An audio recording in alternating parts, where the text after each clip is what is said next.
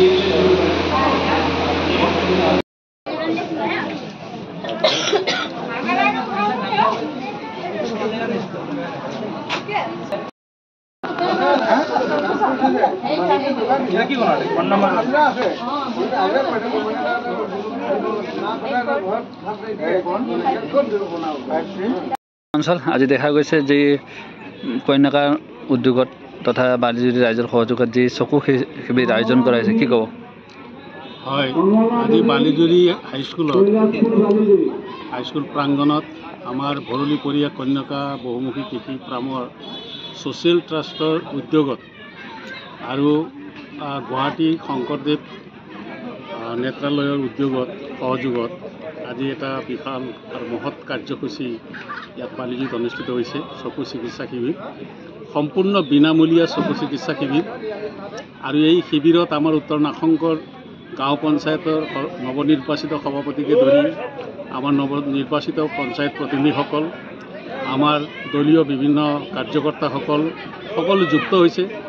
প্ৰতিটো ভাৰতীয় জনতা পাৰ্টিৰ বুথৰ পৰা উদ্যোগ লৈছে যে চকুৰ যিবিলাক অসুবিধাত ভুগি আছে, বিভিন্ন বেমাৰত ভুগি আছে, তেওঁলোকক সংগ্ৰহ কৰি নাম তালিকা প্ৰস্তুত কৰি এই শিবিৰলৈকে অহাৰ কাৰণে আমি দেখিছোঁ ৰাতিপুৱাৰে পৰা ইয়াত মানুহৰ ভিৰ দি বাট নোপোৱা এটা অৱস্থা।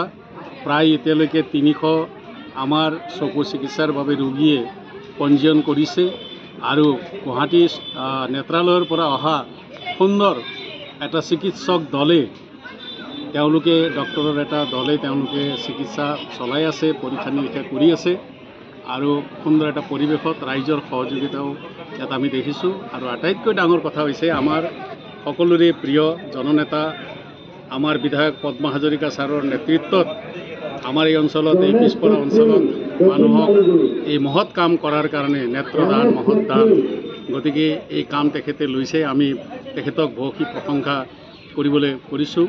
তেখেতক আমি আন্তৰিক কৃতজ্ঞতা জ্ঞাপন কৰিছোঁ। লগতে যিসকল কাৰ্যকৰ্তাসকলে ইয়াতে সহযোগিতা কৰিছে তেওঁলোককো ধন্যবাদ জনাইছোঁ।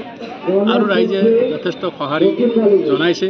আৰু ইয়াতে যিসকল ৰোগীয়ে চকু চিকিৎসাৰ বাবে আহিছে তেওঁলোকৰ কাৰণে লঘু আপ্যায়নৰ ব্যৱস্থাও কৰা হৈছে, আহাৰৰ ব্যৱস্থাও কৰা হৈছে, তেওঁলোকে আহাৰো গ্ৰহণ কৰিছে। গতিকে সুন্দৰ এটা পৰিৱেশত হাইস্কুলেও আমাক সহযোগ কৰিছে, প্ৰধান শিক্ষককে ধৰি শিক্ষকসকলেও সহযোগ কৰিছে।